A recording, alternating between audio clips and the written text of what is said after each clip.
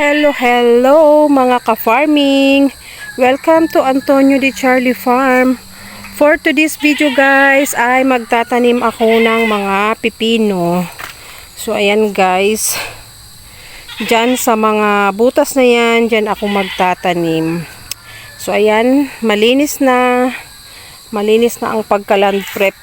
Ito guys, dito sa tapat ko na to, ayang may poste. Nakatanim na ako dyan ng second line ng sigarilyas. So, ang first line, ayan, buhay na. Ito, second line. Then, ang gagawing balad dito, guys, ay parang pyramid. Ganon. So, para pag nag-harvest tayo, dito tayo sa gitna. Ayan. So, ganon din ang gagawin dito, guys, sa aking mga pipino. Ito, guys, yung binili ko sa bayan. Jackson na variety, gawa ng East West. Product ng East West pala. Ayan siya. Yung magandang pang salad guys, yung hindi maputla. So, ayan. Ang laman nito ay 70 per pack. So, ibig sabihin, kailangan ko ng 3 balot. So, ang nabili ko guys ay 2 pa lang. Ayan, sa farm station ko binili. Farm station Goa.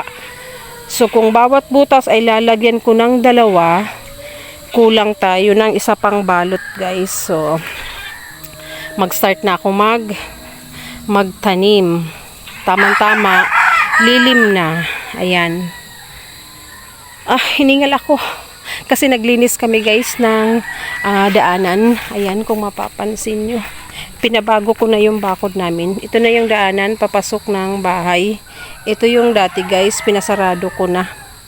So ayan, unti-unti ko nang inaayos ang farm, ang mga bakod, para ano na yan guys. Kasi syempre, ayun si Papa, 72 years old na yan, pero todo suporta sa akin. So, kaya kailangan ko ring magsipag.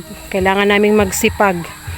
And talagang inaayos ko na lahat kasi pag purong sitaw ang tanim guys, sobrang pagod talaga yan. Kasi everyday harvest yan.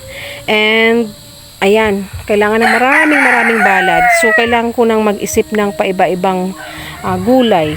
Bukod sa nagbablog na ako, may sarili ng channel itong farm, ay kailangan pag nagtanim ako ay nasa plano na. Hindi yung ganyan na maramihan. At ang ginagawa na talaga ngayon ay ganito. So lahat ng may bakod, may balad, ayan, tigda 2 line bawat klase ng gulay ang itatanim natin. So ayan, dyan si sigarilyas. Ito naman dito si pipino. Ang katabi niyan guys ay baka ang matanim ko ay sayote. So kailangan kong bumili ng sayote at papatubuin muna bago i-transplant.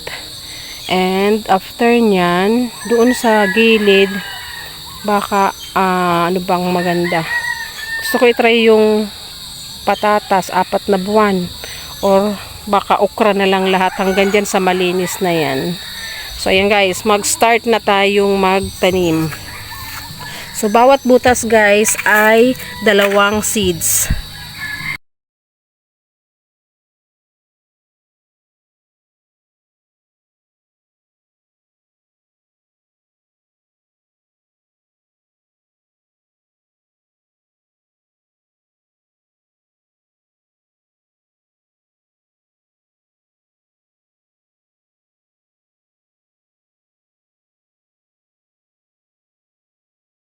Ayan guys, tapos na ako magtanim. Ayan, naubos na. Walay ng laman. Pinagsakto ko guys yung 2 pack. So ang ginawa ako ay alternate, 2 isa, 2 isang seeds para lang mapagkasya ko. So okay na yan. May natirang konti, laan ko na yun guys, kasi kung sakaling merong hindi tutubo ay may pampalit ako. So ayan na ang aking bagong project. Abangan lang natin guys, 1 linggo ay tutubo na yan. Lalabas na yung mga dahon niya yan. So ayan, 2 na ang natapos ko sa aking project. Meron akong sigarilyas at dito ang pipino. Ayan. Paglalaanan ko, pagbabudgetan ko na yung next naman dito sa tabi. Mahal yata ang sayuti ngayon guys. Isang puno kasi isang bunga. So, ganun. Kailangan kong paglaanan ng budget. Ganun din yung patatas. Si patatas naman guys ay mas maganda kung naka-plastic mulch or itatanim ko sa sako at iihilira ko dito sa side na to.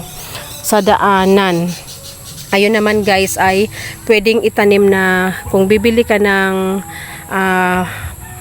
patatas, yung maraming butas, maraming mata. Kasi doon lalabas yung kanyang dahon. So, pwedeng hatiin ang isang patatas. Pero ang sayuti guys ay kailangang isa talaga. Isang bunga para maging binhi. So, ayan. Tapos na ako guys. Salamat sa pagsama sa aking araw-araw na pakikipagbaka dito sa aming munting farm. So, mabilis lang guys ang trabaho basta tulong-tulong. So, si Papa lang ang nag-land prep. Ako ang nagtanim. Ayan, tapos na. Thank you for watching guys. See you again sa mga susunod ko pang videos. Bye-bye!